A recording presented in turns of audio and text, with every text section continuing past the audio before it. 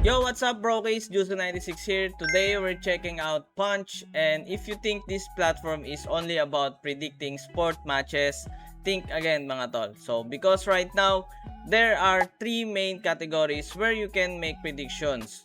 So, crypto, stocks, and sports. So, whether you're into Bitcoin, the stock market, or your favorite sports teams, may prediction category para sa'yo. So let's break down all three and see how Punch works. So let's go.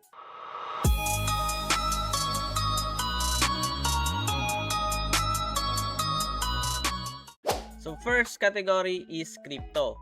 So if you're already following Bitcoin and the crypto market every day, this is probably the category you'll want to check first. So instead of simply watching the chart move, you can use your market knowledge to make predictions.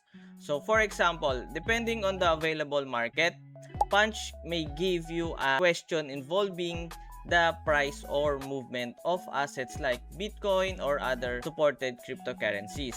So you analyze the market, choose your prediction, and then wait for the result. So if you're someone who always says Bitcoin is going up or bro market is about to dump, so now you can actually put the prediction to the test inside Punch. So but remember guys, crypto markets are extremely volatile. Kahit mukhang obvious ang direction, prices can change very quickly. So always do your own research and never treat any prediction as guaranteed, mga tol. So for this category, mga tol, isusubukan natin na mag-predict. So I have here points. So yung points yung gagamitin natin, mga brokies.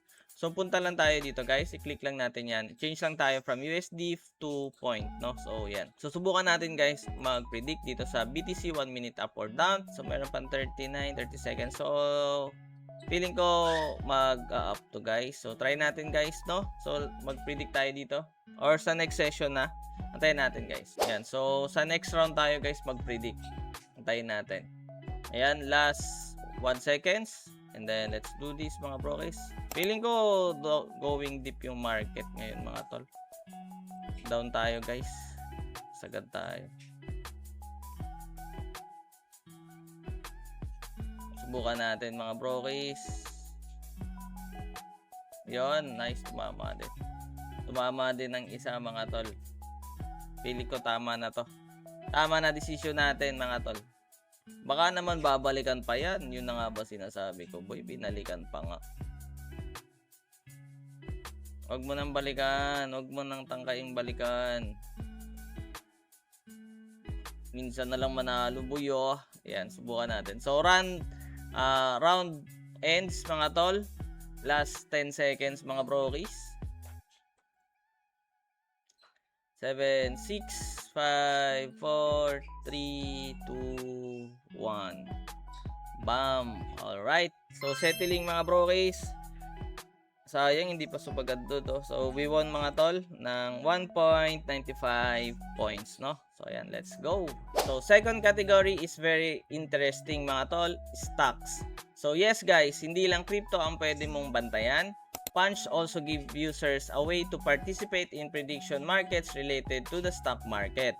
So if you follow major companies, market movements, earnings, or general financial news, this category gives you another type of prediction experience. So the strategy here can be different compared to crypto.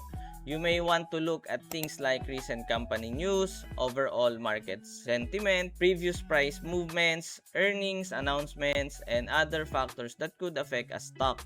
So, for people who love following the financial market, the stocks category gives you another reason to test how good your market calls really are. So, dito mga bro, subukan natin dito. Yan. Mag-predict tayo dito mga brokies, no? So usually ang mga prediction dito guys is matagalan mga tol, no? Ang pinaka mabilis na is yung 1 hour, like kagaya nito guys, example, no? Apple up or down 1 hour, Amazon up or down 1 hour, and then yung meron nga din dito guys na gold, ayan, no? SAU yung gold, and then meron din diyan, alam ko meron ding silver dito eh. Ito yung SAG, yan, silver to mga brokies, up or down for 1 hour. And then yung iba naman guys is for 1 day na. Yan. Like kagaya nito, Nvidia stock market will go up or down in 1 day, ganyan. So Subukan natin mga bro guys, no? Microsoft mga tol. Grabe yung ano ng Microsoft. So, we'll go up mga bro guys. So, dito tayo. Stock market ng Microsoft. So, it will go up in 1 hour. So, lagay tayo ng points mga bro guys. So, we bought some points. So, ang binili nating points guys is nasa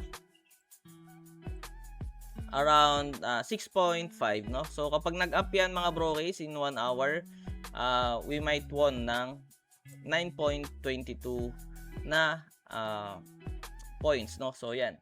And of course, guys, number 3 is sports. So, this is probably one of the easiest categories to understand, especially for sports fans. So, depending on the events currently available on Punch, you can check different matches and make your prediction based on the available options. So, maybe you've been following a team for years, you know their players, you know their recent performances, and you think you already know who's going to dominate the next match. So, well, instead of just arguing with your friends in the comments, make your prediction. So check the available sports market, study the team and matchups, choose your prediction and follow the actual result. So this makes watching the game even more exciting because now you have your own prediction to follow. So yan, kung makikita nyo dito guys, as of now guys, isang sports lang or isang game lang ang meron ngayon. Pero usually dito guys sa Punch, meron ditong mga esports din, no? Yung mga laban ng sa League of Legends, mga ganun for example, no? And then yung FIFA nung nakaraan, and then ngayon guys, more on soccer Premier League match lang sila ang meron. So ngayon guys, ang laban lang na meron dito available is ito, Fulham FC versus Chelsea FC. So kung makikita nyo guys, ang taas ng odds mga bro guys, no? So sa Fulham FC is nasa 4 times pare kapag manalo sila sa Chelsea. Gawa malakas to guys itong Chelsea. Kaya dito tayo guys sa Chelsea. Yan. So pag gagawa tayo ng prediction guys, ganito lang din. Napaka-simple, isang click lang yan mga bro guys, and then yun, makukuha nyo na yung points dyan. So dito guys, mag-predict tayo dito. So dito tayo sa Chelsea. Yes, mananalo ang Chelsea. And then pwede natin mapanalunan dyan na points guys is nasa 9.25 once na manalo ang Chelsea dito. So ang kick-off na ito mga bro guys is August 25, 3 AM mga brokis, no? So yan, UTC yan mga brokis. Sana manalo ang Chelsea FC dito. So sa laban na to mga tol. Let's go. And there you have it guys. So Punch now give us 3 different worlds of prediction.